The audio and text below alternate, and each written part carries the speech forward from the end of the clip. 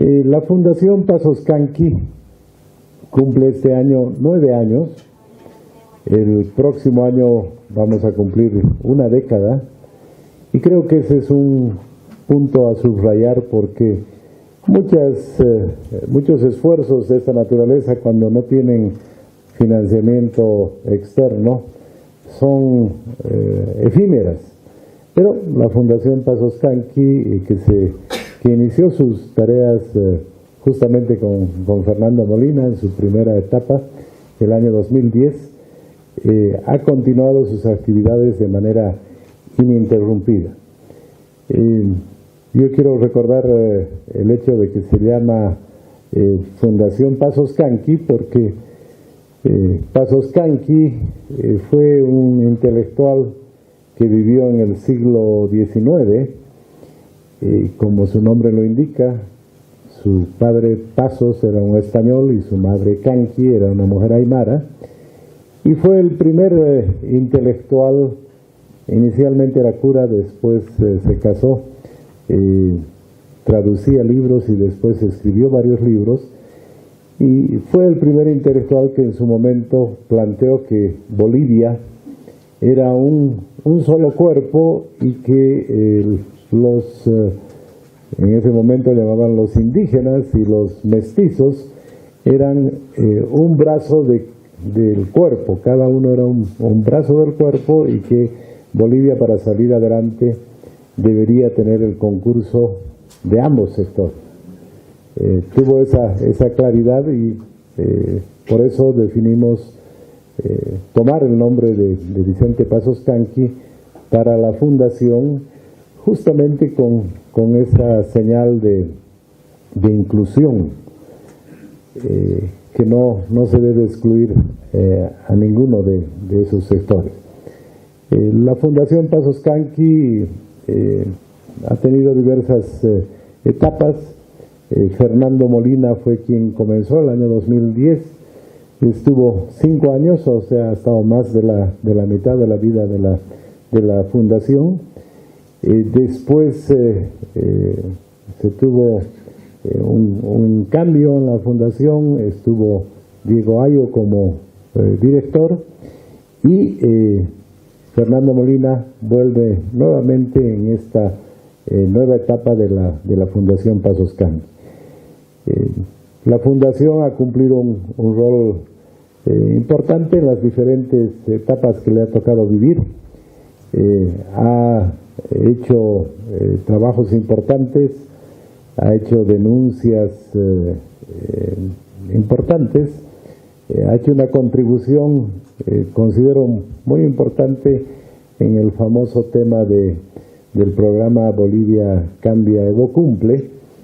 Fue un trabajo que se hizo en la fundación donde se señaló por primera vez el error que tenía ese programa al destinar la mayor parte de sus recursos no a lo que establecían las prioridades de los planes de desarrollo del país, sino destinar a hacer canchas de fútbol y estadios por todo el país, por encima de la inversión en salud, en educación. Creo que ha sido el trabajo que más éxito ha tenido.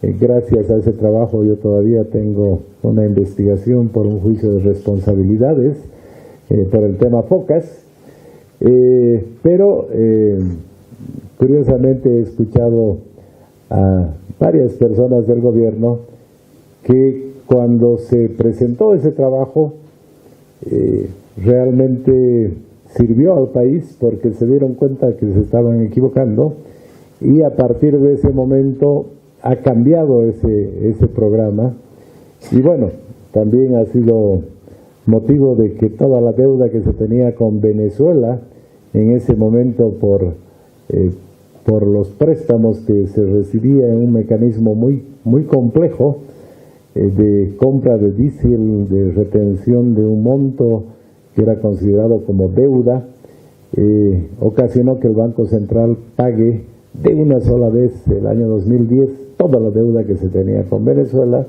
para que no quede huella. Pero bueno,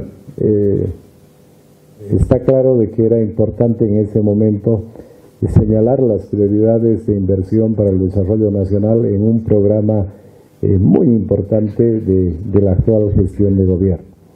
También la Fundación ha tenido un rol muy importante en las denuncias que se ha hecho sobre el tema del Fondo Indígena. Fue una investigación de la Fundación la que pudo recopilar la información y ordenar y mostrar todo ese evento tan lamentable de corrupción en el Fondo Indígena. Yo veo que de aquí en adelante el objetivo central que tenemos en el país tiene que ver con la democracia y con los peligros que acechan a nuestra democracia. Por tanto, la Fundación va a trabajar fundamentalmente en el tema de la defensa de la democracia, en el tema que tiene que ver con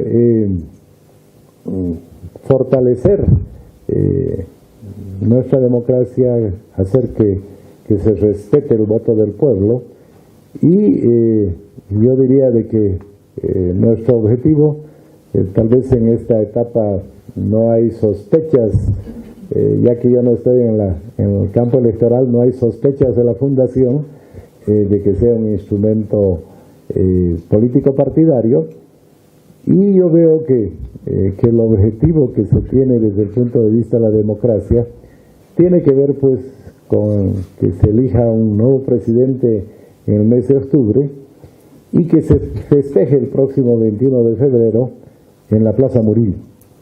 Yo veo desde mi punto de vista como los objetivos que tenemos en la democracia, y esas tareas van a significar esfuerzos muy importantes.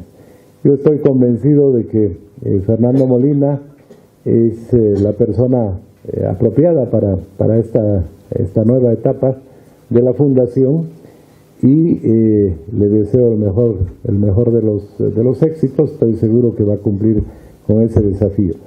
Para terminar, solamente mencionar de que la Fundación se ha creado para tener una relación con el mundo intelectual. Es un esfuerzo pluralista, no es para ver solamente una parte de la cara de la medalla, sino nos interesa que todas las personas que participen puedan plantear sus propias visiones. Y si discrepamos, bienvenida a la discrepancia. Creo que eso tiene que ver con la esencia de la democracia, y vamos a tener una serie de actividades en los próximos meses, en este año y hacia adelante, hacia la primera década de la Fundación, de manera pluralista. Y están todos cordialmente invitados. Si es que es necesario discrepar, bienvenido a la discrepancia, pero creemos que esa es la mejor manera de fortalecer y apoyar la democracia en los pocos espacios que hay en el país para poder discutir y para poder plantear ideas de cómo fortalecer la democracia, cómo alcanzar el desarrollo del país. Entonces, inauguramos esta nueva etapa de la Fundación Pasos Canqui el año 2019, a la cabeza de Fernando Molina, con esta primera actividad, y estoy seguro que lo que ha preparado Fernando va a ser del agrado de los sectores intelectuales, y va a generar polémica como Fernando genera en sus análisis, en sus apreciaciones, y también gana premios como el Premio Rey de España por sus disquisiciones y sus artículos. Entonces, le deseo el mejor de los éxitos a Fernando, y los invito a todos ustedes a participar en esta nueva etapa de la Fundación Pasos Canqui. Gracias. Voy a hacer una presentación que he titulado La igualdad bloqueada, que luego será comentada, una presentación de unos 35-40 minutos, y luego será comentada 15 minutos por Esteban Morales y por Ana Velasco. Veamos lo que tengo para ustedes. Voy a partir de algo muy cotidiano, que normalmente no está dentro del análisis político, pero prometo que voy a terminar en los temas que son más de su interés. ¿Qué es hacer cola? ¿Y qué significa o qué puede significar? Podemos hacer un estudio sociológico y politológico de las colas, y eso ¿en qué nos podría ayudar para las tareas del debate intelectual y público que tenemos en Bolivia? Hacer cola, como todo comportamiento social, está determinado por reglas de comportamiento que no necesariamente están escritas, no están formalizadas en ninguna parte, y sin embargo tienen autoridad. Después voy a mencionar cuáles son esas reglas y ustedes van a poder, en su propia experiencia, hacer algo que no es muy frecuente, que es reflexionar sobre algo cotidiano y casi automático, ¿no?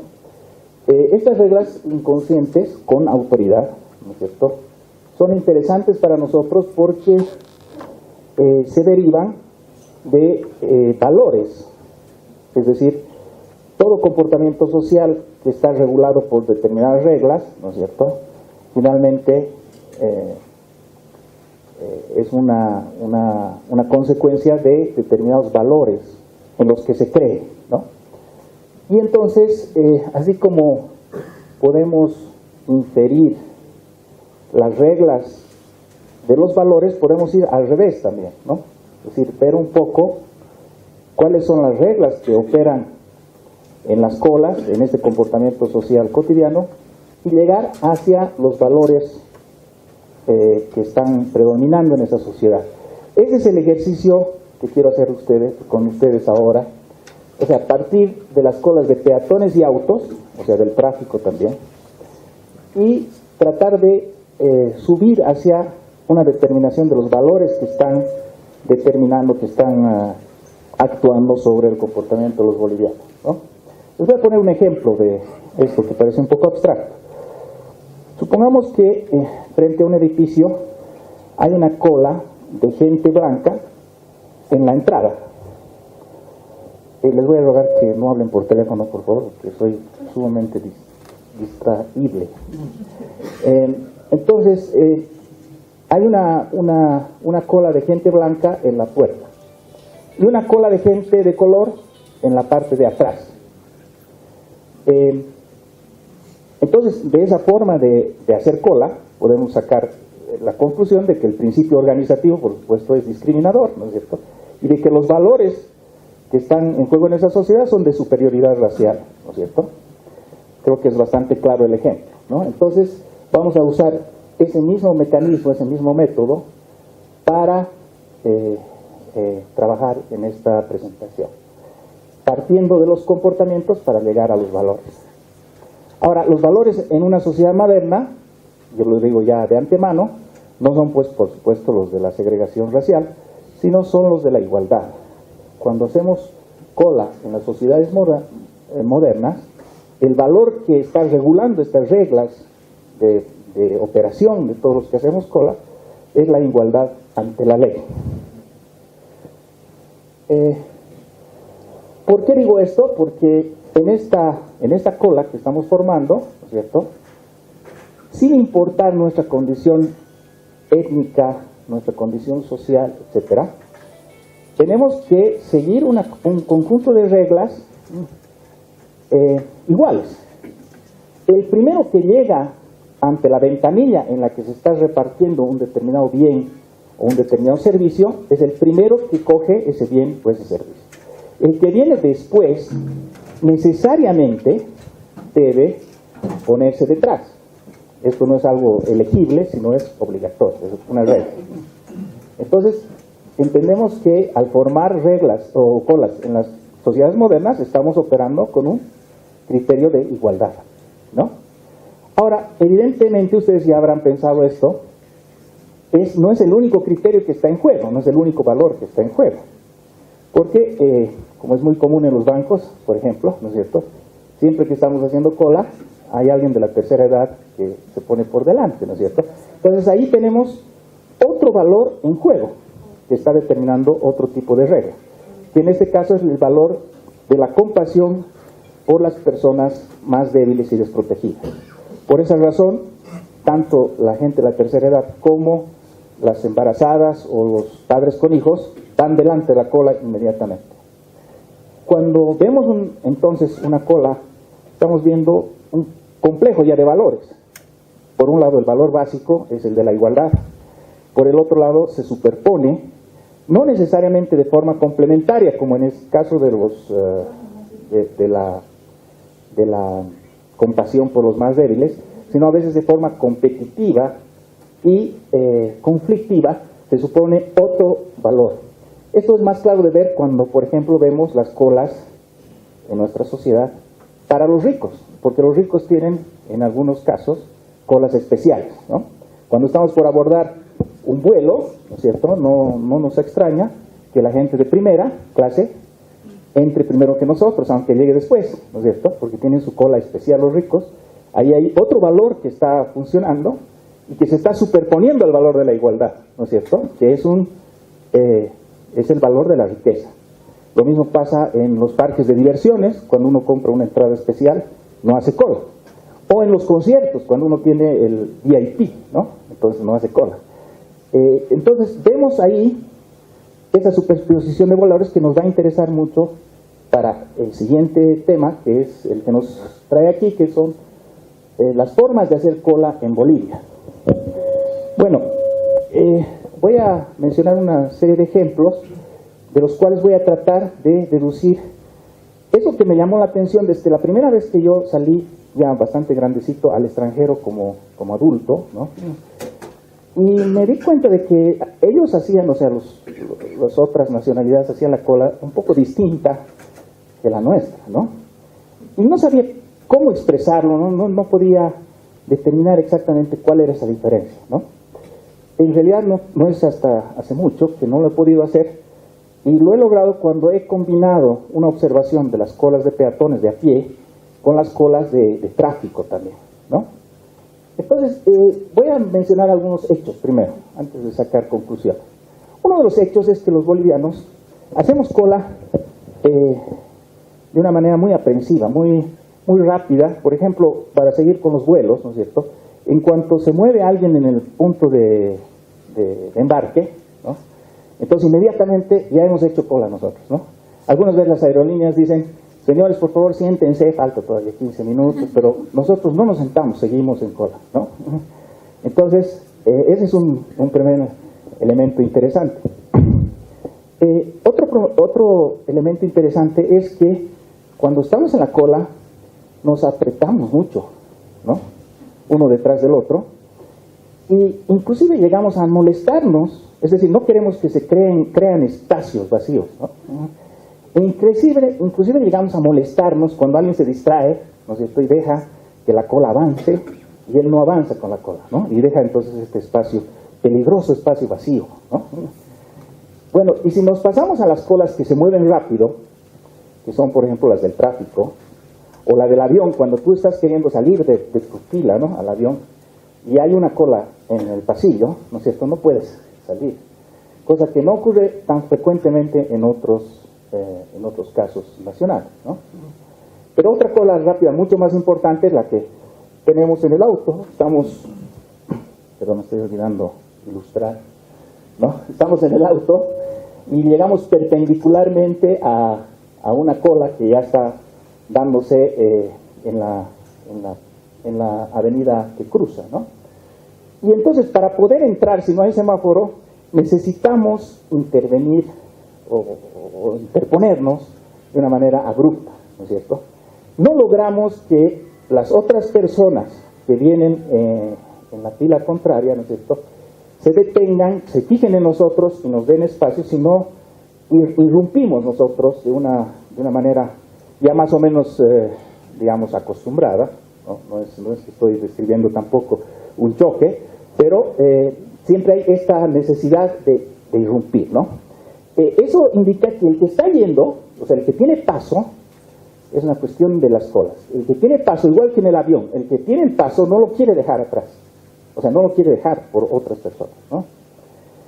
Y cuando nos acercamos a una encrucijada, a una intersección, a veces, aunque nos vamos a trancar en esa intersección porque no hay paso más allá, igual avanzamos y trancamos a quienes vienen perpendicularmente, ¿no es cierto?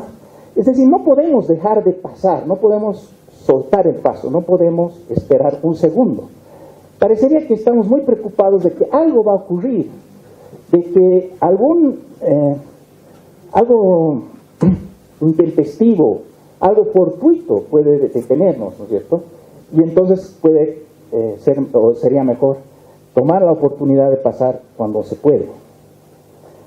En resumen, de estos ejemplos, que pueden ser muchísimos, por supuesto, ¿cierto? Saco algunas conclusiones que son las que quiero presentar a ustedes para que discutamos. Yo creo que cuando hacemos cola a los bolivianos, no solo los bolivianos, no estoy tratando de determinar la bolivianidad, pero sí una característica que nos puede ayudar en nuestra sociedad, que evidentemente existe. Creo que los bolivianos hacemos la cola con ansiedad. Es una ansiedad inconsciente, no explícita, pero que está ahí. Es decir, tenemos un resquemor, una aprehensión de que algo puede, y que que tenemos que salir adelante de esta situación. ¿Por qué existe esa aprehensión? Los estudios que se han hecho sobre la psicología boliviana determinan en muchos casos que una de las características más disruptivas de nuestra psique colectiva es la desconfianza.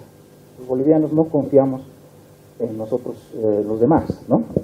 Entonces, tomando en cuenta ese resultado de las encuestas y de los estudios, yo hago una relación entre ambas cosas y digo, ¿por qué hay esa ansiedad? Porque hemos internalizado la desconfianza. Tenemos desconfianza. ¿En qué? ¿De qué tenemos desconfianza? Bueno, algunos en los avances de esta investigación han dicho de lo que tenemos desconfianza es de que se acaben las cosas, es decir, de que al final de la cola ya no haya la harina o el dinero o los dólares en el banco, etcétera, porque somos una sociedad pobre y que tenemos esa sensación de carestía constante. Es posible, no quiero tratar eso porque a mí me interesa más las relaciones interpersonales, ¿ya? Entonces lo vamos a dejar anotando que es una posible causa también de desconfianza. Pero también hay una desconfianza de que los demás cumplan las reglas. Es decir, cuando uno está conduciendo, no quiere darle el paso al otro porque teme que se inicie una otra fila en sentido perpendicular que nunca le van a dar paso a él, ¿no es cierto? Entonces, si yo paro ahora para que pasen los que vienen en 90 grados respecto a mí, ¿qué garantía tengo de que luego paren ellos para que yo pueda pasar, ¿no? O cuando estoy en la encrucijada, ¿qué garantía tengo de que si espero, ¿no es cierto?, no habiendo semáforo, la fila sea infinita, ¿no es cierto?, yo pierda tiempo valioso? Cuando me llaman al avión, me subo inmediatamente, o hago una fila inmediatamente, porque evidentemente los bolivianos, otra cosa que tenemos, que no tiene que ver con las colas, es que somos comerciantes, ¿no? Especialmente en el occidente, somos grandes comerciantes, entonces cuando viajamos con bultos, ¿no? Entonces hay la desconfianza de que la gente que está cargada de bultos termine por llenar todos los compartimentos equipados, ¿no? Entonces yo tengo que entrar rápido para poder poner aunque sea una carterita de este tamaño, ¿no? Pero es mi espacio, ¿no? Lo interesante no es la razón práctica, porque evidentemente si uno quiere tener compartimento de equipaje, pues está bien que haga fila pronto, sino que esa forma de hacer fila también se reproduce en tramos en los que no hay comercio, no vienen de la frontera hacia una ciudad comercial, no hay contrabandistas, o en muchos casos los que están cargados de bultos en la fila de abordaje son pocos, pero se teme desconfía, porque esos pocos pueden ocupar todos los compartimentos, ¿no? Ahora, al principio es un comportamiento anticipatorio, es decir, o puede ser, digamos, en el mejor de los casos, si los otros se van a comportar mal, entonces yo reacciono, me protejo, ¿no? Pero, a la larga, si todos actuamos de la misma manera, ¿no es cierto?, el comportamiento se convierte en individualista, ¿no? Es decir, las reglas que importan son las reglas que yo estoy poniendo, ¿no? Las reglas funcionan para mí, no para los demás. Entonces,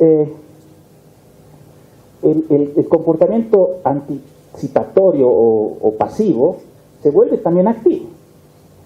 Y uno internaliza eso y todos nosotros entonces empezamos a comportarnos de una manera que no es igualitaria, como voy a decir más adelante. Bueno, pero antes quiero decir, ¿qué pasa con las autoridades, no? ¿Por qué no viene la policía a poner orden en este aparente espacio de lucha, ¿no es cierto? Porque pueden ocurrir dos casos, ¿no? En un caso, la policía no está presente, ese es otro elemento que tiene que ver con lo que estamos hablando, porque el Estado boliviano es muy débil. No voy a profundizar más, pero creo que todos estamos de acuerdo con eso. Muy rara vez la policía está en las calles, ¿no es cierto? Pero además, cuando viene la policía, como se ve en este ejemplo, ¿no es cierto?, a veces hace un desorden aún mayor, ¿no? Por una serie de cosas, ¿no? Por un lado, es gente que no está de todo capacitada, eso es un elemento práctico, digamos, ¿no? Pero también hay otras cosas. A veces cuando la policía interviene en una trancadera, puede parcializarse con quienes le gritan más fuerte, ¿no? Que son un sector de la sociedad, y que no respetan mucho su autoridad. Y entonces no son justos con los otros.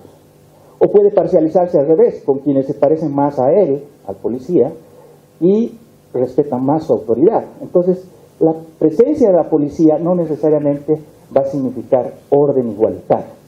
Además, el policía en sí mismo ya ha interiorizado las mismas normas, porque estamos diciendo que son normas comunes a todos nosotros. Entonces, el policía también dice, ¿para qué me voy a meter, no?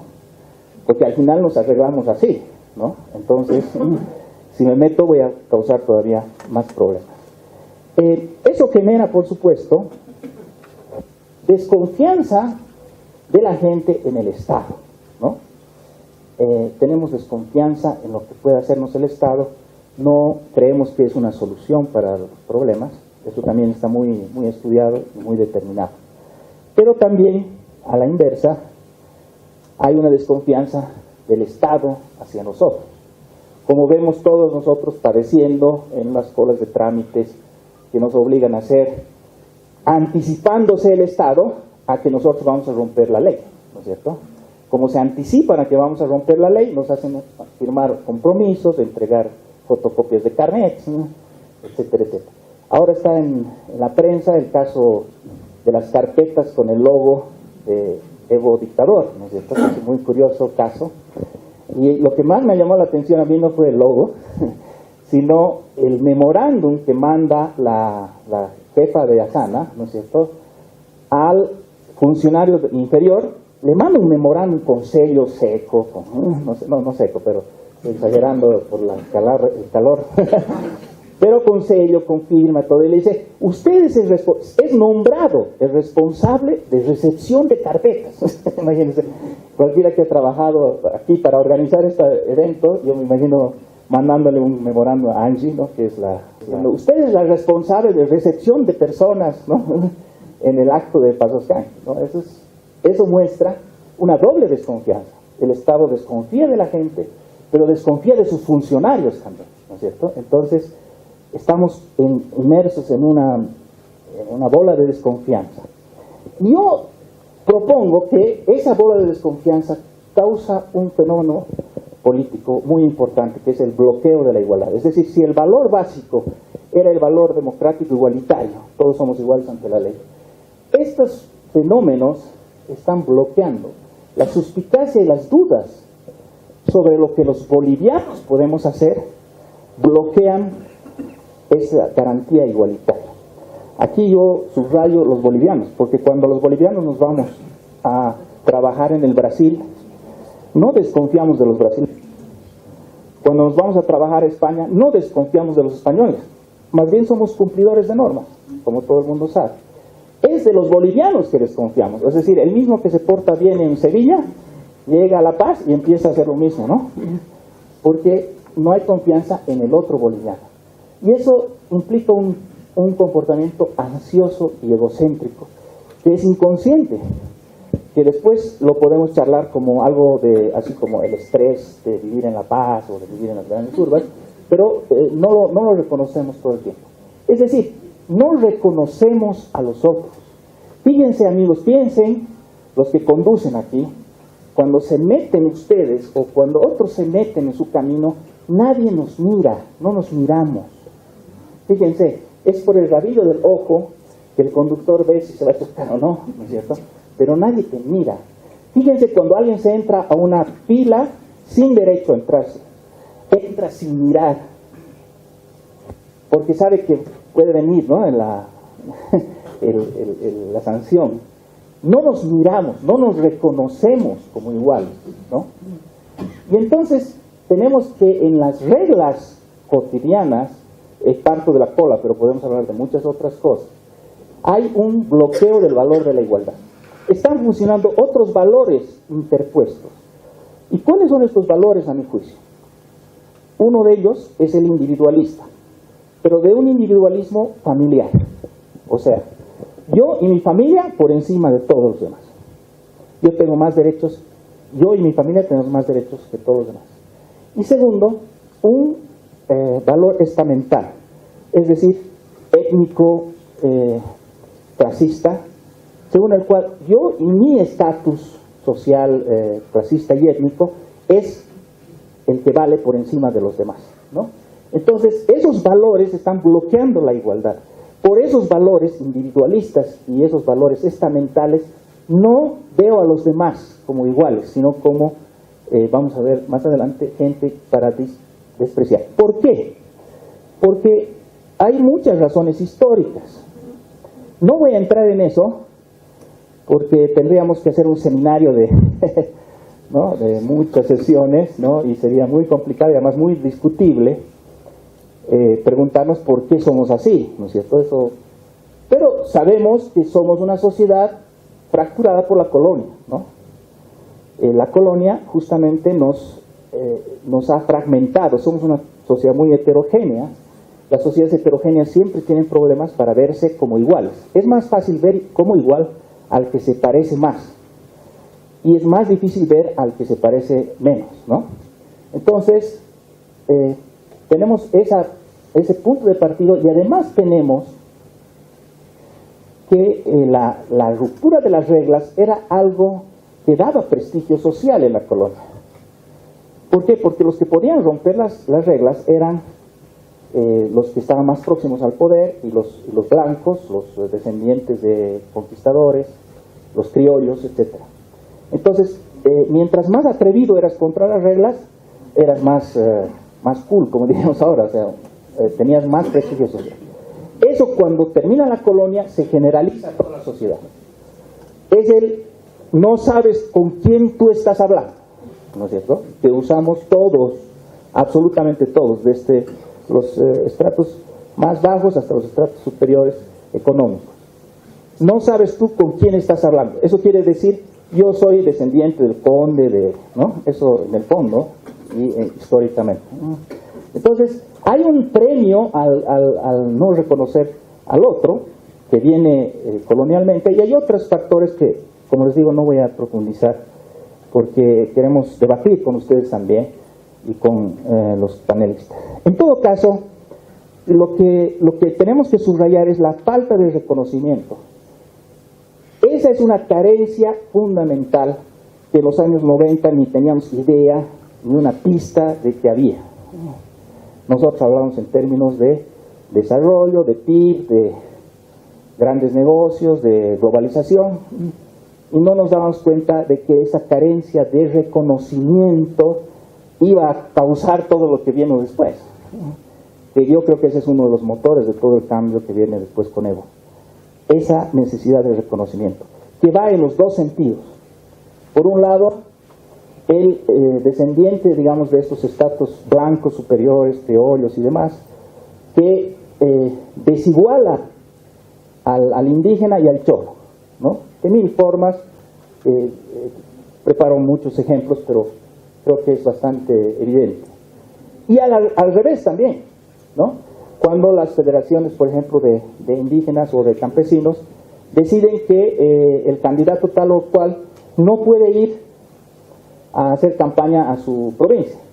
¿Qué está haciendo? Lo está desigualando, ¿no? Él no tiene ese derecho. Entonces, nos atacamos los bolivianos de uno y otro lado, con un racismo de ida y de vuelta, con una discriminación de ida y de vuelta, aunque no es simétrica, por supuesto, sino que es más fuerte desde arriba para abajo.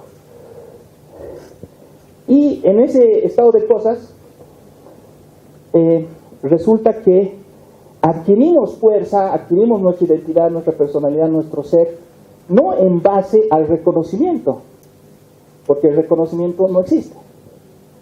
Y entonces, ¿con qué adquirimos fuerza y condición de grupo social, estatus? ¿Con qué conseguimos estatus? Con el desprecio de los demás. Mientras más desprecias, esta no es idea mía sino de un teórico peruano, mientras más desprecias, en el Perú también parece lo mismo, mientras más desprecias, mejor eres.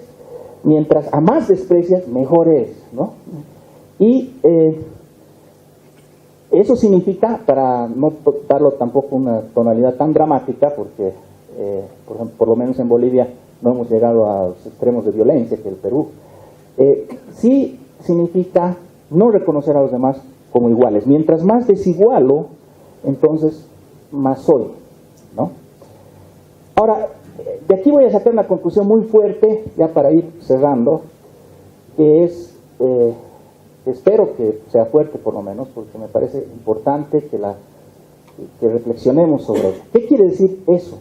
En una sociedad moderna, la moralidad es la igualdad ante la ley. Lo que es moral es que todos seamos iguales ante la ley. Si no hay eso, entonces estamos viviendo una sociedad inmoral, ¿se dan cuenta?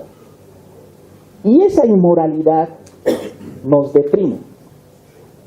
Esa es la causa, a mi juicio, de la depresión constante que tenemos, que nos hace reclamar porque no vivimos en otro país, porque qué desgracia, que no sé qué, y que de una manera mucho más sofisticada, digamos, está en la academia, desde René Moreno, pasando por Alcides Arguedas y demás, y todos los que se quejan justamente porque están deprimidos por esa situación. Y termino con los efectos politológicos, que es para lo que hicimos toda esta introducción, ¿no? Que son muchos, imposible tocarlos todos, pero yo quiero hablar de tres que tienen importancia actual, coyuntural, y en función de lo que Samuel ha dicho como actividades de la Fundación, digamos, plan, ¿no? De la Fundación en este año. Uno de los efectos politológicos es el caudillismo, que nos está azotando en este momento. ¿Por qué? Porque si no confiamos en las reglas, si desconfiamos de las reglas, desconfiamos de las instituciones. Las reglas son instituciones y crean instituciones, ¿no es cierto? Entonces, ¿qué hacemos? ¿En quién confiar? En el individuo, en el caudillo, ¿no es cierto? En el jefe, en el estatus, a veces en el estatus. Entonces, el caudillismo es un resultado directo de esta falta de igualdad en la sociedad. Les pongo un ejemplo. El MNR podría haber sido un partido institucional, el MNR del 52. ¿Por qué? Tenía 4 jefes, no tenía uno, ¿no? Tenía cuatro alas además, bien importantes, bien desarrolladas. Y entonces entre las 4 alas se ponen una regla. Dicen, primero tú, después yo, después el próximo, ¿no es cierto? Vamos a rotar en el gobierno. Es una regla muy sencilla, ¿no? Bastante primitiva, ¿no es cierto? ¿Y qué pasa? Ocurre una vez. Carlos Tensoro le entrega a Siles Suárez. Y a la segunda vez ya no había regla. ¿Se dan cuenta? ¿Cómo confiar entonces en la institución MNR? No, por supuesto, se divide el MNR en 4 caudillos, ¿no? En 4 pedazos. Segundo efecto politológico, no tenemos plena democracia. no solamente ahora por los fenómenos que conocemos, sino en general. Nuestra democracia nunca ha sido plena porque cotidianamente nos estamos expropiando los derechos, los bolivianos, unos a otros. Mi derecho de paso en el tráfico es expropiado por el otro. Mi derecho de ir a hacer campaña política al Chapare es expropiada por el otro. Mi derecho de circular, siendo yo indígena, circular libremente en determinados círculos y determinadas actividades es expropiada por el otro. Entonces constantemente nos estamos expropiando derechos, unos y otros. Y ahí llego al tercer efecto politológico. Como no tenemos esa plena democracia, como no tenemos esa plena libertad, eso es lo que queremos. Hay una ansiedad, un deseo de igualdad. Ese es el más profundo deseo de los bolivianos, y esa es, digamos, la parte prescriptiva de mi intervención. ¿Qué podemos hacer? Hay un profundo deseo de igualdad que se expresa de muchas formas. Los indígenas y los indianistas dicen descolonización. ¿Qué están pidiendo? Igualdad. Los conservadores dicen orden, por favor, orden. ¿Qué están pidiendo? Igualdad. Los racistas de arriba para abajo dicen, o sea, los que luchan contra el racismo de arriba para abajo dicen paren a la discriminación. ¿Qué están pidiendo? Igualdad. Y a la inversa también. Cuando decimos tienen derecho los políticos, no se les expropie el derecho de hacer campaña en el Chapare, estamos pidiendo igualdad. Ese es uno de los motores fundamentales de los bolivianos, de su actividad política. Y por eso el 21F es tan importante, porque es el momento, el voto es el momento de la igualdad. Es uno de los pocos momentos en que el Estado, la sociedad, los partidos políticos, todos los ciudadanos, nos esforzamos por dar igualdad, por crear las condiciones reales de igualdad. Todos tenemos un voto, todos tenemos que ser respetados en ese voto. Y cuando eso no ocurre, como está pasando en el país, hay una reacción, porque es una reacción sobre algo que fue, o sea, que ha recortado una igualdad, una de las pocas ocasiones de igualdad, que es el momento del voto. Mi propuesta es que a partir de estas reflexiones y de la experiencia de los últimos años, veamos la posibilidad de luchar como sociedad por recrear ese momento del voto en todas nuestras actividades, que es un momento en el cual el Estado, la sociedad, todos nos comprometemos en garantizar la igualdad de los bolivianos. No basta lo que están diciendo algunos grupos políticos. La ley ya dice que todos los bolivianos somos iguales. Porque es verdad, en la ley todos los bolivianos somos iguales, pero en las colas no somos iguales. Muchas gracias. Muchísimas gracias. Bueno, empezar por agradecer a la Fundación Pasos Canqui y a su presidente Samuel Doria Medina, a Fernando Molina por la invitación y a Ana Velasco, que nos va a ayudar también a dilucidar este texto. La igualdad bloqueada, implicaciones politológicas de las formas bolivianas de hacer cola. Nada más de leer el título, imagino a Fernando Molina haciendo alguna fila y mascullando su ensayo, mientras tiene disponibles largos minutos para meditar. Me puedo imaginar en ese trance cómo surge en la mente de Molina una hipótesis interesante. El comportamiento de un grupo humano en un espacio limitado y observable, la fila o la cola, está determinado por una constante de reglas muy simples. Quien llega primero obtiene primero los bienes o servicios para los cuales hace fila, y por un número de variables sociales. La hipótesis podría presentarse entonces como una ecuación, en la que nuestro X es el comportamiento social en una fila determinada, que es igual a una constante K, que es esta regla básica de cómo se hace fila, por el producto de n factores variables, que se originan en determinantes sociales. La ecuación parece relacionada con las teorías del psicólogo Bronfenbrenner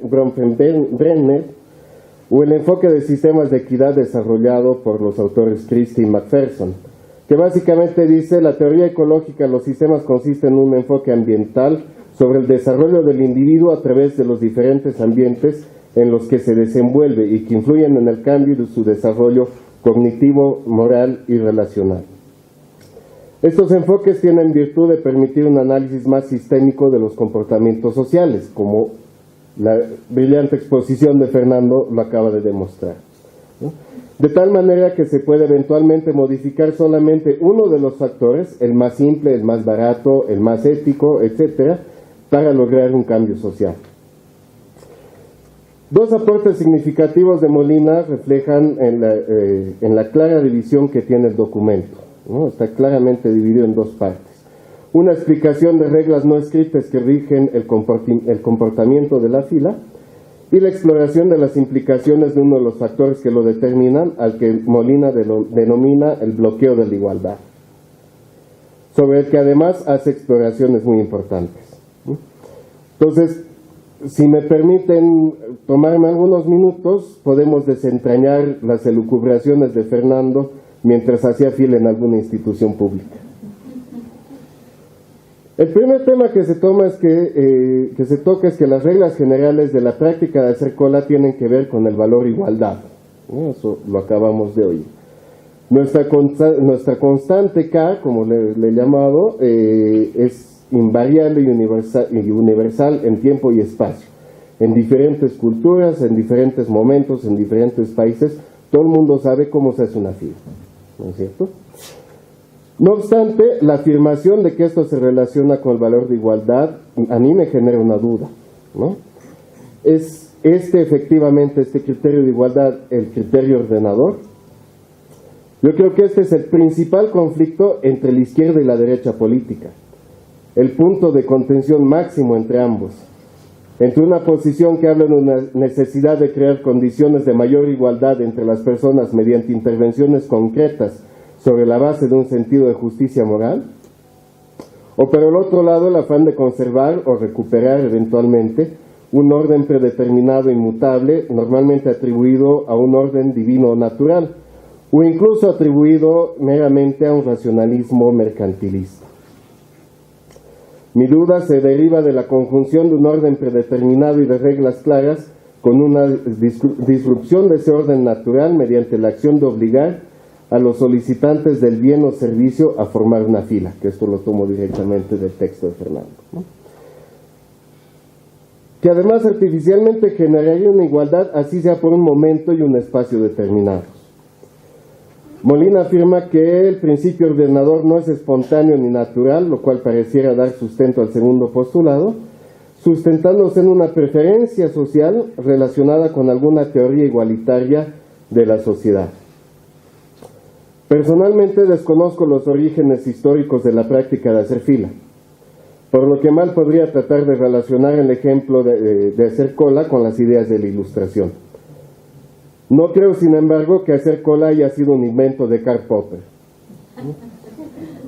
Aventurándome a lanzar alguna especulación, hasta pareciera verosímil que más bien fue la práctica de hacer fila la que al menos en parte sería responsable por el surgimiento de las teorías igualitarias, o al menos de haber tenido el efecto contrario, inspirando a la crítica al igualitarismo. Estoy bastante seguro, por ejemplo, que Friedrich von Hayek odiaba hacer cola. Ahora bien, independientemente de por qué nuestra constante K, independientemente del porqué de nuestra constante K, Molina postula un conjunto de posibles variables que modifican el comportamiento de la fila. Las variables son numerosas, ataca Molina un buen número de ellas, si no he contado mal, 4 al menos, ¿no? La primera tiene que ver con la compasión, ¿sí? Evidentemente todos lo hemos vivido y aunque la evidencia sea anecdótica, creo que es abrumadora, ¿no? La pregunta aquí, sin embargo, es ¿qué determina esa variable? Si es algo impuesto o es algo espontáneo, ¿eh? Pareciera ser que, ya que estábamos hablando del amigo Hayek, las filas poco o nada reguladas tienden a generar de vez en cuando esa compasión, ¿no? Pero las más de las veces es un agente externo el que determina esta compasión. Les doy 3 ejemplos. La ASFI para las filas de los bancos es la que pone la norma de la atención preferente. La política de la aerolínea en la fila del avión es también la que hace las variaciones que fueran necesarias, priorizando el abordaje de mujeres embarazadas, ancianos y personas con niños, ¿no? O la presencia policial en el caso del ingreso del estadio, por ejemplo, ya que hay clásico esta noche, ¿no es cierto? De mutuo propio o de manera discrecional, el policía puede romper el orden de la fila y hacer pasar al caballero de cierta edad, ¿no es cierto?, adelante para que ingrese primero. En todos los casos, si bien esta constante de cómo se forma la fila está presente, el agente externo puede modificar estas reglas, ¿no es cierto? Y claro, esto genera un gran problema cuando el sistema se rompe. Hay que ver la tortura que es esperar el turno en el banco un sábado en la mañana en la zona sur, si uno no es adulto mayor. O para no herir los sentimientos de los que pasan delante de uno con complicidad del sistema, pongamos el ejemplo de la fila en el Senacir, o la fila para sacar ficha en algún hospital, ¿no es cierto? Todos o casi todos los concurrentes tienen condiciones que justificarían el rompimiento de la constante K, pero cuando todos tienen un privilegio, nadie lo tiene. Como fue aquí, Molina señala que no hay mucho que cuestionar sobre esta variable. Yo tengo la opinión contraria, ¿no? Creo que estudiar lo que determina este cambio de comportamiento, esta vulneración de la constante universal, sobre la base de instintos morales o protectores o solidarios, puede ser una materia de muchísima reflexión. La segunda gran variable identificada tiene que ver con una alta valoración de la riqueza, ¿no? Teníamos el ejemplo del ingreso VIP al concierto, el pasaje de primera clase y demás. No obstante, aún más que en el caso anterior, me parece que esta segunda variable no está presente si un agente externo no lo determina. No hacer fila si uno compró pasaje de primera clase, lo determina la aerolínea, no la fila. La prueba más contundente de ello es que en vuelos nacionales o regionales, donde normalmente los aviones son de clase única, todo el mundo hace fila. De hecho, los proveedores de los bienes o servicios que establecen reglas preferenciales arguirían que no es la riqueza per se, sino el premio pagado por el precio, por el paquete que otorga el servicio mejorado. Es decir, uno obtiene lo que paga. Eso quizás no le quite lo odioso a esta variable, pero juega un rol esencial en lo que Molina también señala, ¿no? El único determinante es el precio, el valor del bien o del servicio. Cualquier declaración o política empresarial que establezca otro criterio para otorgar este servicio preferente sería discriminatorio. Esto es mucho más cierto si se trata de bienes cuya distribución no puede ser sujeta a otro criterio que nuestra constante. Se refiere Molina a ellos como los bienes o servicios muy escasos o aquellos de producción y no aquellos de producción flexible. No obstante, yo creo que no es la escasez el factor determinante aquí. Para dar un ejemplo, los bienes suntuarios son sumamente escasos. Incluso se provoca artificialmente su escasez para aumentar su valor. Un auto Bugatti, una noche en el Burj Dubai, un reloj Rolex, son bienes sumamente escasos y sin embargo nadie se cola por ellos. Aquí sí juega la riqueza. Se obtiene el bien quien lo puede pagar.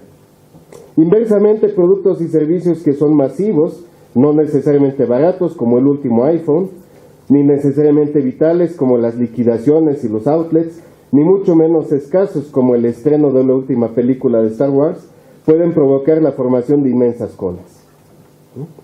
Pareciera más bien que otros factores como la expectativa, la oportunidad o incluso el privilegio de ser el primero dentro del grupo social son factores mucho más importantes, al menos en la abundancia de las sociedades de consumo. Si en cambio se menciona el requerimiento de intervención de agentes externos, particularmente el Estado, normalmente estamos hablando de casos en los que la falta de acceso al bien o al servicio constituye en sí una afectación de derechos. Cuando hay una crisis de escasez de algún producto de necesidad básica y demás, se forman colas, evidentemente, pero además que tienen un factor adicional, que es un factor de pánico o de desesperación, ¿no es cierto? En alguna parte del texto Molina habla de la escasez, por ejemplo, de botes salvavidas. Pensemos en este caso en el hundimiento del Titanic, ¿no? Cuenta la historia que la escasez de botes llegó a ser crítica en esta tragedia y explica en gran parte la enorme cantidad de muertos y desaparecidos. Pero ¿cómo se definió quiénes subirían a los botes existentes?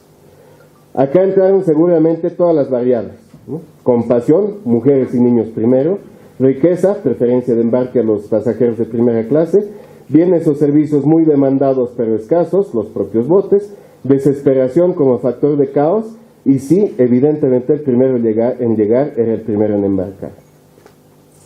Ahora bien, además de estos elementos más o menos universales, Molina identifica algunas variables más bien particulares de nuestra sociedad.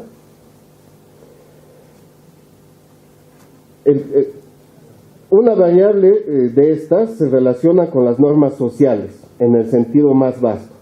Es decir, el conjunto de reglas que deben seguir las personas de una comunidad para tener una mejor convivencia, a las que se deben ajustar los conductos, tareas y actividades del ser humano.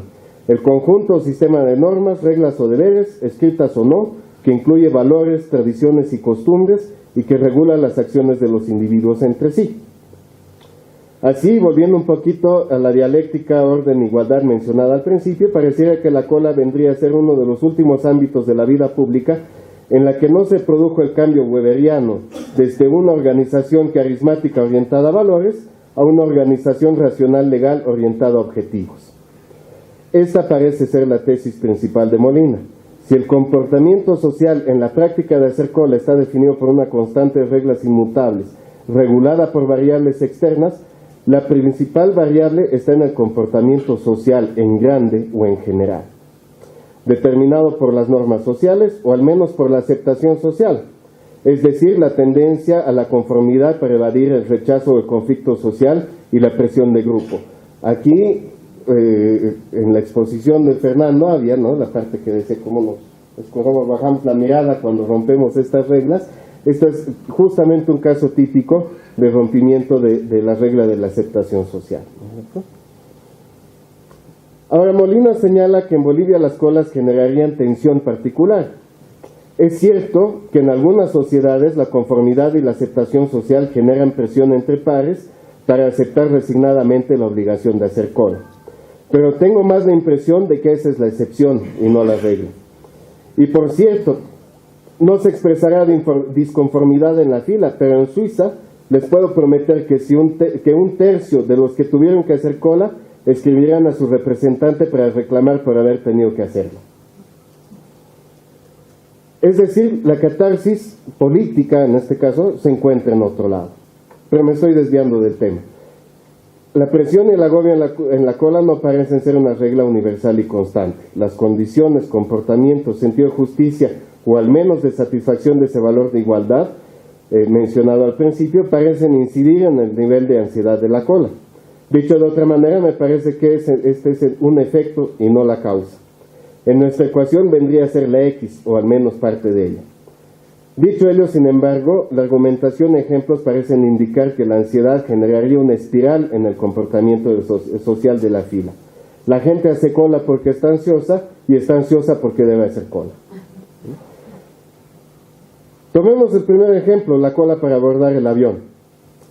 Parece ser que dado que los asientos de un avión ya están asignados para cuando toque embarcar, el problema se genera en el riesgo de encontrarse sin espacio en el compartimiento superior para dejar la mochila. Claro, pudiera relacionarse el fenómeno con el comportamiento ajeno. Comerciantes o no, es cierto que algunas reglas no parecen aplicar a nosotros, como la de las dimensiones máximas del equipaje de mano.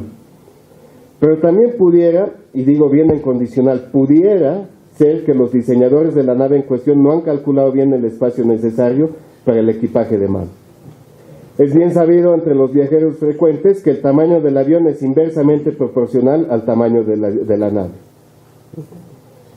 El tamaño del avión es inversamente proporcional al tamaño de la estadía. Cuanto más chiquito el avión, uno lleva menos bagaje, ¿no es cierto? Cuando uno tiene que cruzar el océano, lleva 2 maletotas, ¿no es cierto? El avión, por supuesto, es más grande, ¿no? En los aviones pequeños, el compartimiento superior es también necesariamente pequeño. Entonces, ¿tiene algo que ver el comportamiento social de la gente aquí?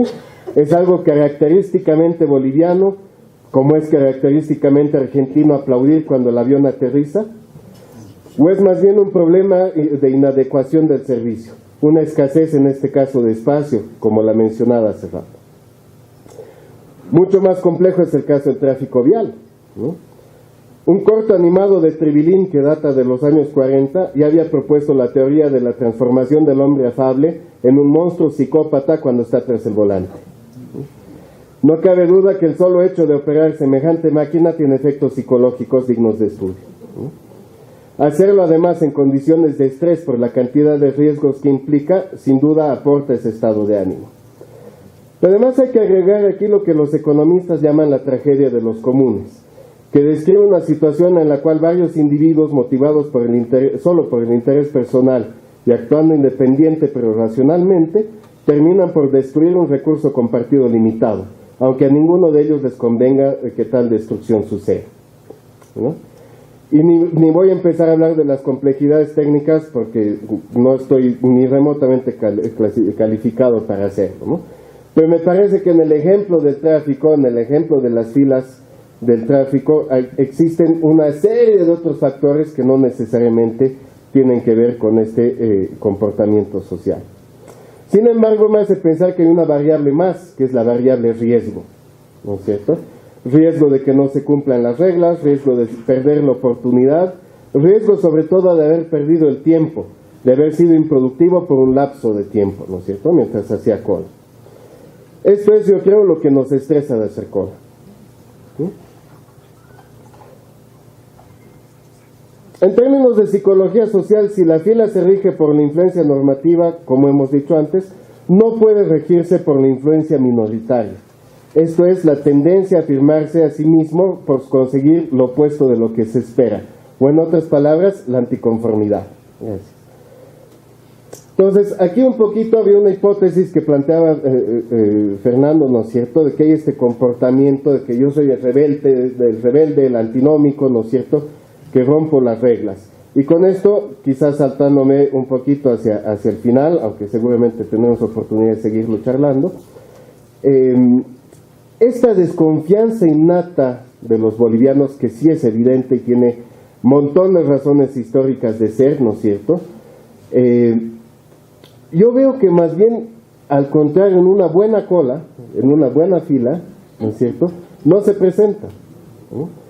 Yo creo que finalmente, a pesar de todas estas variables y estos factores que se tienen que meter en la consideración, yo creo que al final de cuentas la cola es el gran igualador. Muchas gracias. Una de las cosas que más he apreciado del texto y de la exposición de Fernando, más allá de entrar en qué tan buena es la analogía, si se cumplen todos los casos o no, si hemos visto todos los pormenores, es que es una analogía que nos sirve un montón. Nos sirve un montón para entender la sociedad boliviana tal y como es ahora. Entonces, para desempatar, justamente lo que voy a intentar hacer es concentrarme en algunos elementos de lo que nos aporta esta analogía para ver si es que realmente nos sirve o no nos sirve para entendernos. La premisa principal de Fernando es que esta forma que tenemos cultural de hacer fila, de hacer cola, muestra en verdad una característica muy importante de nuestra cultura política en particular y nuestra cultura en general, ¿no? El hecho de que, a pesar de que se hacen colas en todo el mundo, las colas bolivianas son particularmente ansiosas y nerviosas, precisamente porque somos desconfiados, ¿no? Esta desconfianza para Fernando se basa o tiene mucho que ver con nuestra diversidad cultural, con nuestra diversidad étnica, racial. Esta es una de las primeras cosas que a mí me han llamado la atención. Es innegable que nuestra diversidad es difícil de administrar, pero sí me he puesto a pensar la cantidad de países que tienen también altos grados de diversidad étnica y cultural, en donde no existe ese nivel de desconfianza, ¿no? Esas sociedades que más bien tenemos como el ejemplo de orden y igualdad y justicia, también son sociedades altamente diversas, ¿no? Los Estados Unidos, Alemania, tienen un nivel de inmigración importante. Tú caminas por las calles de Berlín o por las calles de Nueva York y escuchas un montón de idiomas. Entonces creo que hay una diversidad importante. No sé si la diversidad será en sí misma un motivo de desconfianza, pero bueno, lo dejo ahí como una primera cuestionante. Otra cosa que dice Fernando es que dice, y estoy totalmente de acuerdo, además es chistoso ver a un boliviano fuera de su hábitat, ¿no? O sea, el que manejaba metiéndose a la mala en la fila y el que no respetaba el paso, no respeta el semáforo, de repente en ese mismo auto, esa misma persona va de vacaciones a Arica, así ni siquiera se va mucho más lejos, y es otro conductor, ¿no? Es otra persona con otros valores, con otros comportamientos, y pareciera un acto de magia casi. Fernando dice, es como si confiáramos más en los argentinos, en los españoles, en los chilenos, y no confiáramos en los bolivianos. Y aquí una precisión que yo hago, y en lo que baso mi propuesta de esta noche, es que no sé si es que confiamos más en los argentinos, en los españoles, en los estadounidenses, sino que confiamos y tememos más en sus instituciones.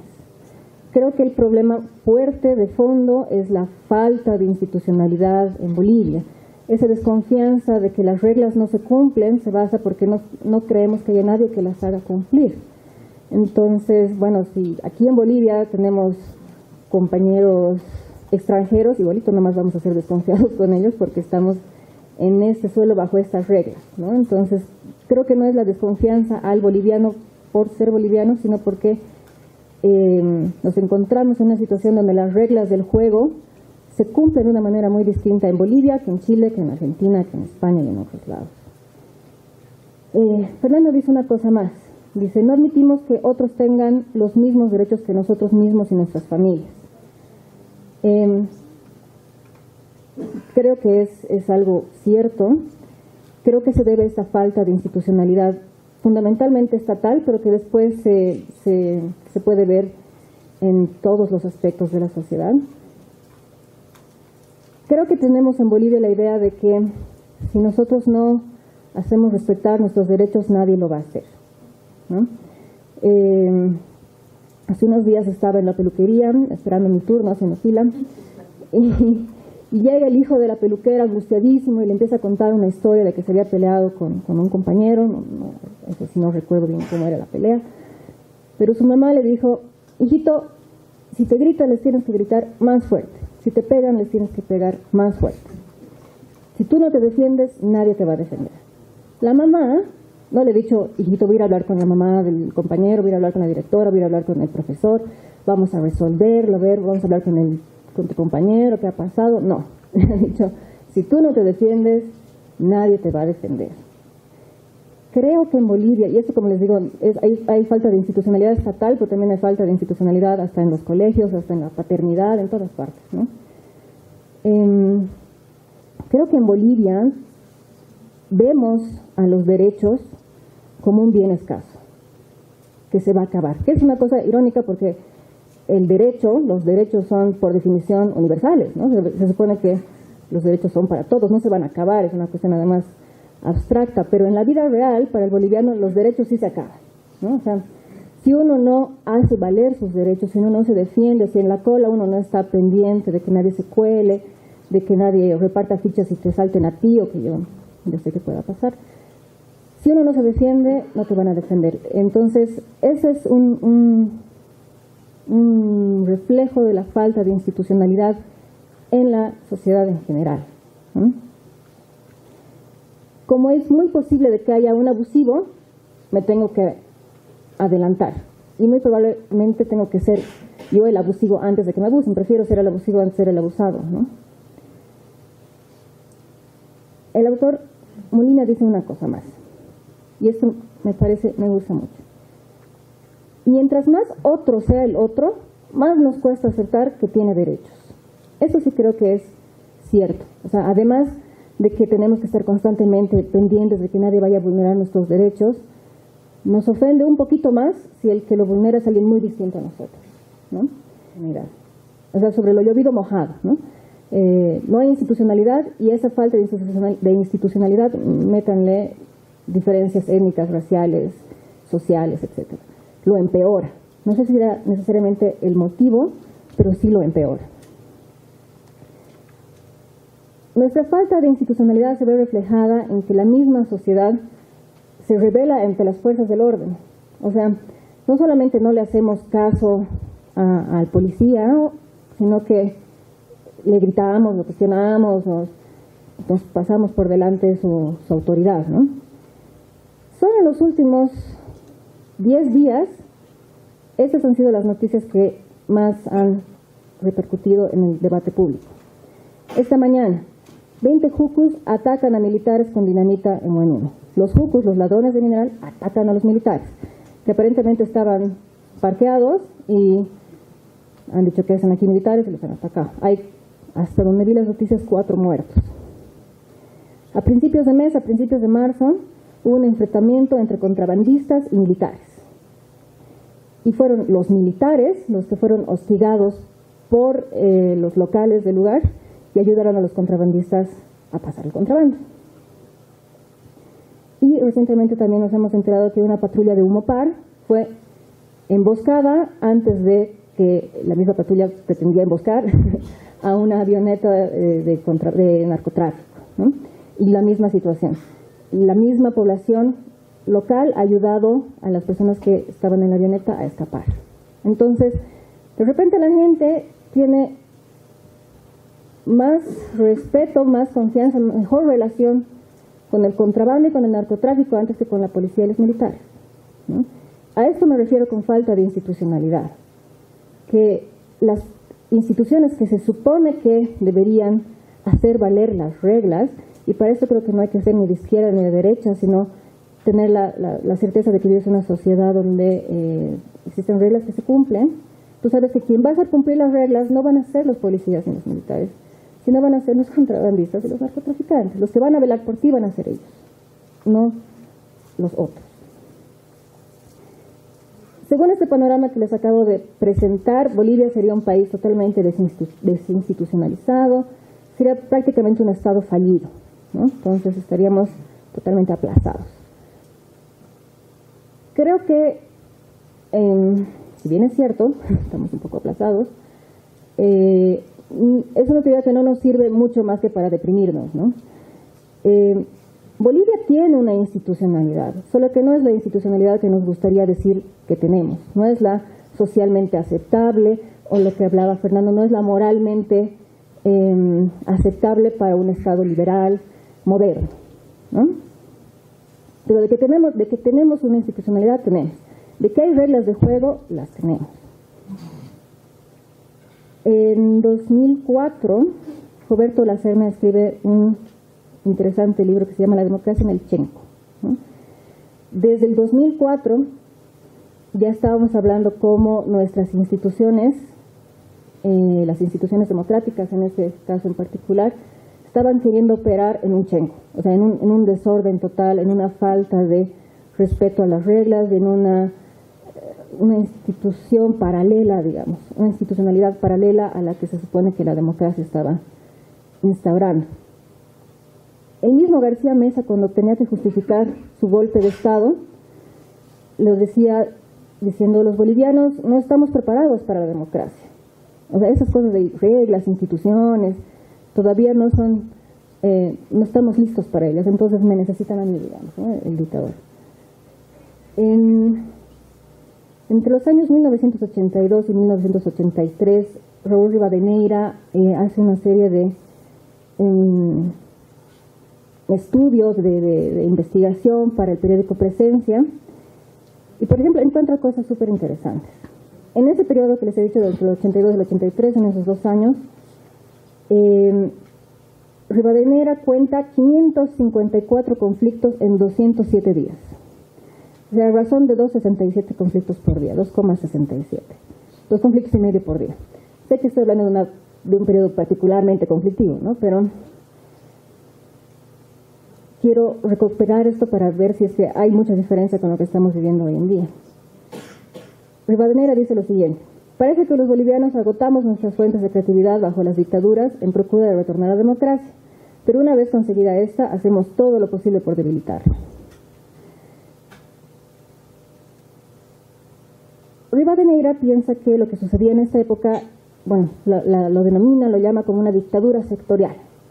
Él lo describe más o menos así: un sector de la sociedad cualquiera consigue a veces sus propósitos, a veces sí, a veces no. Pero antes debe recorrer todo el camino de amenazas, estados de emergencia, huelgas, paros, plazos intermedios, bloqueos y otras medidas que en nuestro país parecen mucho más eficaces que los procedimientos legales. Yo creo que si no les diría que esta frase fue escrita en 1983, no nos daríamos cuenta que han pasado casi 30 años, ¿no? Seguimos igual, ese Chenco sigue exactamente igual, es esa falta de institucionalidad que con la analogía de la fila nos quiere hablar Fernando Molina. El segundo punto que quería traer a colación esta noche, que ya les he ido adelantando un poco, es de que en Bolivia sí existe un tipo de institucionalidad, y creo que es una institucionalidad de tipo corporativista y caudillista. Es decir, en Bolivia sí hay reglas, sí hay formas de que las cosas salgan, pero tienes que pertenecer a una corporación, tienes que estar apadrinado, por decir así, por algún grupo cualquiera, y ese grupo tiene que estar dirigido por algún caudillo. Justamente Fernando decía algo muy interesante, que es: el individualismo en Bolivia es familiar, que es casi como un oxímoron, ¿no? El individualismo es grupal, digamos, es chistoso, pero es cierto. Si se llevan la mano al bolsillo y sacan una moneda, van a leer el lema de Bolivia, que es: la unión es la fuerza, ¿no? Y no hay nada más cierto en Bolivia que la unión es la fuerza. Nadie es fuerte en este país si no se une con alguien. Es la única forma de sobrevivir, corporativizarse. A la familia que hablaba Fernando, yo lamentaría algunos otros grupos más, que clubes, digamos, que dependen mucho de la clase social, que dependen mucho de la región del país, pero la Frater, o el club de fútbol, o la asociación de padres de familia, o la junta de vecinos, todas estas instituciones son fundamentales para sobrevivir. Si uno decide mudarse a un barrio y ignorar a la junta de vecinos, no le va a ir muy bien. Si uno decide inscribir a su hijo a un colegio e ignorar a la asociación de padres, tampoco le va a ir muy bien. Necesitas corporativizarte para sobrevivir. Fernando nos decía que él tiene una conclusión muy fuerte, y estoy de acuerdo con él, que es fuerte, que debería ser con lo que nos quedemos esta noche, que es que en Bolivia no vivimos en una sociedad moral. Hay una gran diferencia entre lo que predicamos y lo que hacemos. Es decir, tenemos una doble moral.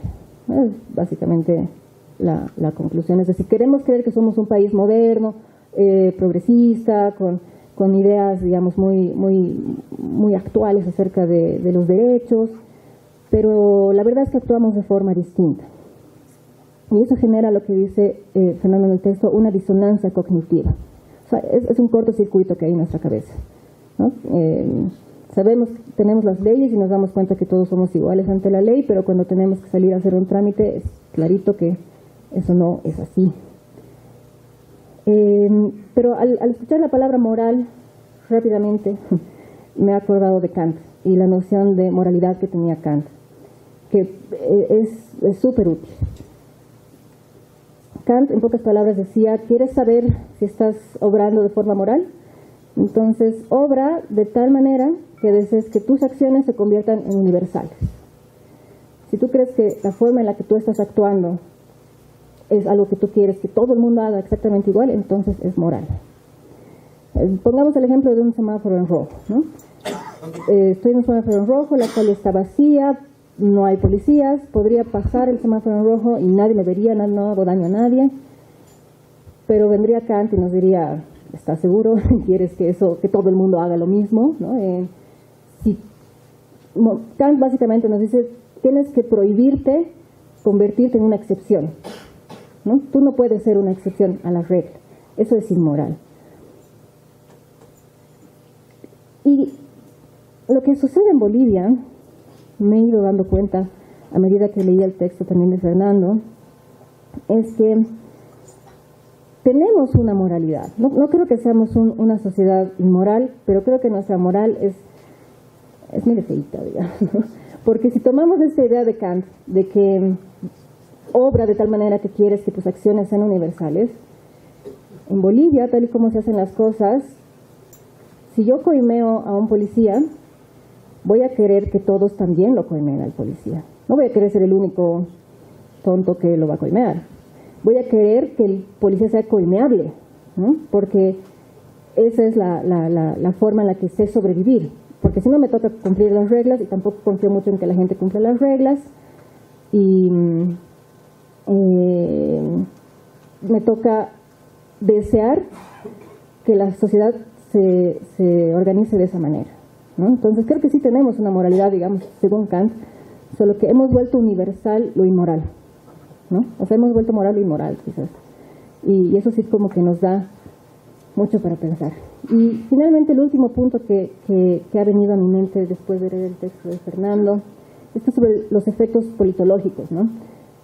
Fernando nos dice que otra consecuencia de esta forma de desigualdad que vivimos es el caudillismo. Yo quizás haría una breve inversión de factores. Creo que es al revés. Creo que es gracias al caudillismo que somos desconfiados. Gracias a que tenemos una larga historia de individuos que eran la institución, ¿no? O sea, que individuos que no se sometían a la institucionalidad, digamos, del Estado, del equipo de fútbol, del colegio, de lo que sea, sino que ellos se convertían y su voluntad y su arbitrio se convertía en la institucionalidad. Es que nos hemos vuelto desconfiados y nos hemos convertido en bloqueadores de la igualdad, digamos, como propone Fernando. Hay un tema interesante que él dice que el voto es el único momento en el que somos genuinamente iguales y por eso nos encanta ir a votar y amamos las elecciones, ¿no? Creo que es cierto, creo que lo vivimos así con ese entusiasmo de hoy día tengo más poder que todos los políticos porque hoy día ellos dependen de mí y de lo que yo voy a votar, ¿no? Pero creo que también lo vivimos como una especie de fantasía, ¿no? Como una novela de ficción. Nos empoderamos, así salimos con nuestro perrito y vamos a votar, pero la verdad, la lógica para votar sigue siendo caudillista y sigue siendo corporativista. Voy a votar por el que se parezca más a mí, voy a votar por el que me dé mejores chances de sobrevivir en esta sociedad con este nuevo tipo de moralidad, con esta nueva forma de tener institucionalidad y reglas. Entonces, la cosa continúa, nunca hay una verdadera igualdad porque las personas siguen actuando en consecuencia a esta nueva moralidad que nos hemos impuesto en Bolivia. Y en ese sentido creo que el debate está servido. Muchas gracias. Bueno.